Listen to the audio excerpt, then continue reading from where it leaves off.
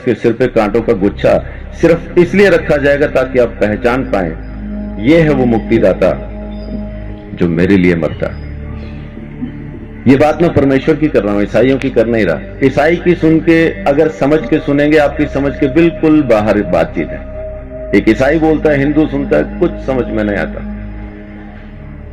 प्यारे भाई और बहनों, आप सभी को प्रभु यीशु मसीह के नाम में जय मसीह की। दोस्तों, आपने जो वीडियो देखा ये एक पुरानी वीडियो है और YouTube channel Sanjeev Chaudhary, evangelist Sandeep Chaudhary ने अपलोड किया था।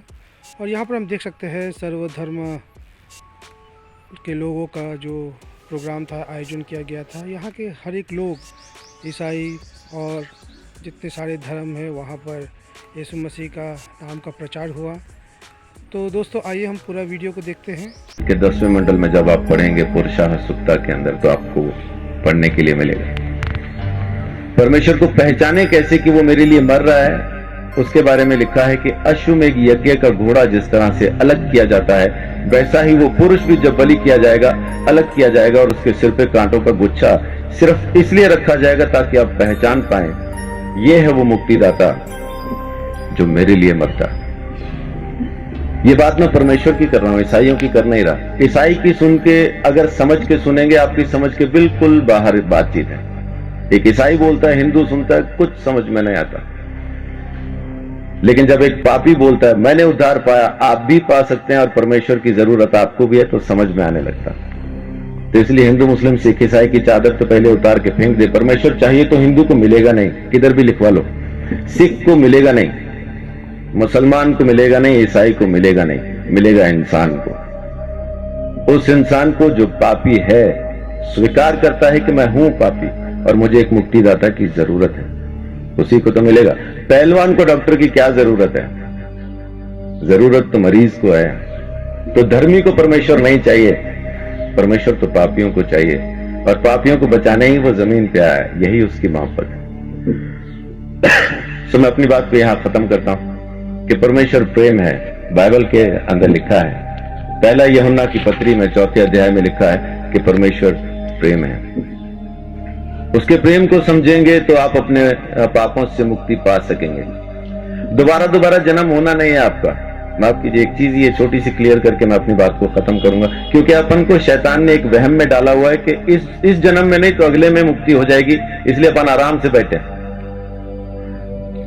कहने वाले ने कहा था काल करे सो आज कर, आज करे सो अब, पल में प्रलय होगी, बहुरी करेगा कब। लेकिन शैतान ने बोला आज करे सो काल कर, काल करे सो परसों।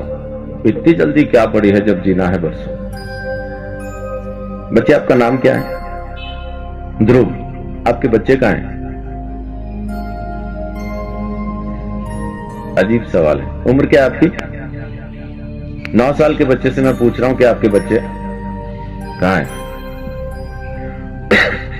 आम के पेड़ पे जो मई जून में आम लगने हैं, इस वक्त कहां हैं? बहुत बहुत शुक्रिया। गुरुजी कहते हैं आम में,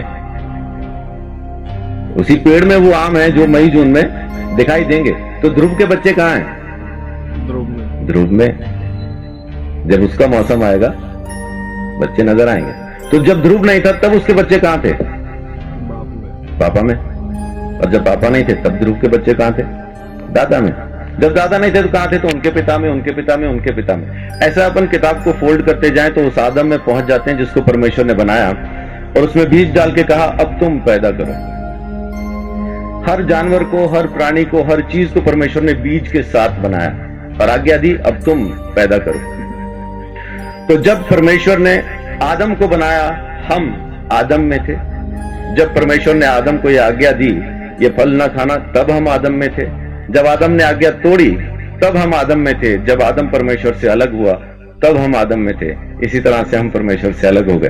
हमने किया कुछ नहीं, खाया पिया कुछ नहीं, गिलास तोड़ा 12 आना किया आदम ने, अलग हम हो गए।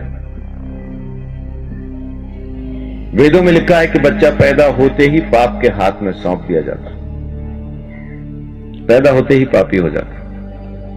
कारण उसका बीज पापी है। एड्स जिस माँ बाप को है, बच्चा पैदा करेंगे एड्स की बीमारी के साथ पैदा होना। इस वजह से हम पैदा ही पापी होते हैं, इसलिए हमें मुक्ति की जरूरत है। और अगर मुक्ति हम खुद ले सकते होते तो मुक्ति दाता शब्द कभी आता नहीं। देने वाला हमको जरूर चाहिए, वो एक ही है। परमेश्वर ने हमारे लिए मुक्ति का रास्ता खोला, स्वयं हमारे लिए बलिदान दिया ताकि हम हमारे गुनाह से आजाद हो जाएं। ये उसकी मोहब्बत नहीं तो और क्या है। तो उसकी मोहब्बत से आप अभी इसी वक्त मुक्ति पा सकते हैं। आपको जन्मों का इंतजार करना नहीं, क्योंकि यही एक जन्म है, दोबारा होगा नहीं। आज के बाद दोबारा हम कभी पैदा नहीं होंगे। ये पहला और आखिरी जन्म है। मुक्ति मिलेगी तो अब, नहीं मिलेगी तो कभी नहीं। सो परमेश्वर प्रेम है, उसके प्रेम को समझें, उसके दिए हुए उद्धार को समझें। यीशु मसीह ने मेरे लिए मेरे सारे दंड को सह लिया और मेरे गुनाहों से मुझे आजाद किया। ये काम उसने आपके लिए भी किया है, बस आपको स्वीकार करना है। परमेश्वर आप सबको बहुत आशीष दे। बड़ी बात। बहुत बहुत धन्यवाद पास्टर संजीव चौधरी जी का। मेरे सवाल का इन्होंने बड़े सरल रूप में उत्तर दे दिया। और अगर यही चीज हम सभी के समझ में आ जाए तो हमारा भटकाव खत्म हो जाए। मैं इनका बहुत बहुत धन्यवाद करता हूं कि इस गुरुदेव के रचित सर्वधर्म सम्मेलन के अंदर आपने पहुंचकर इस उत्सव की शोभा बढ़ाई है। मैं आपका बहुत शुक्रिया अदा करता हूं। तो दोस्तों, आपने देखा कि यहाँ पर सर्वधर्म के लोग मौजूद थे और वहाँ पर यीशु मसीह का प्रचार हुआ और उनके नाम का महिमा हुआ और परमेश्वर का गरिमा हुआ है। जिस प्रकार परमेश्वर का वचन कहता है, पवित्र शास्त्र वचन बाइबल, कि तुम जाओ और जाकर यीशु मसीह का सुसमाचार सारे संसार में प्रचार करो। तो यहाँ पर यीशु मसीह का प्रचार हो रहा था, उनकी महिमा हो रहा था, गुणगान हो रहा था और सब धर्म के लोग बैठकर आस्था के साथ वीडियो को देखा। और हम देख सकते हैं कि सोशल मीडिया में बहुत सारे लोग जो अपने जीवन में अलग अलग गवाही देते हैं कि परमेश्वर यीशु ने आश्चर्य काम किया है, किसी को रोगों से चंगा किया है, किसी को कैंसर से चंगा किया है। इस प्रकार की गवाही को हम देखते हैं। तो दोस्तों, यीशु मसीह का नाम प्रचार हो रहा है, महिमा हो रहा है सारे संसार में। और इस वीडियो को आप ज़्यादा से ज़्यादा शेयर करें, लाइक करें, कमेंट करें, सब्सक्राइब करें, ताकि हमारे मसीह में जितने सारे भाई बहन हैं सभी लोग इस वीडियो को देखने पाए और परमेश्वर की स्तुति महिमा करने पाए। तो फ्रेंड्स, जय मसीह की। Thank you for watching this video.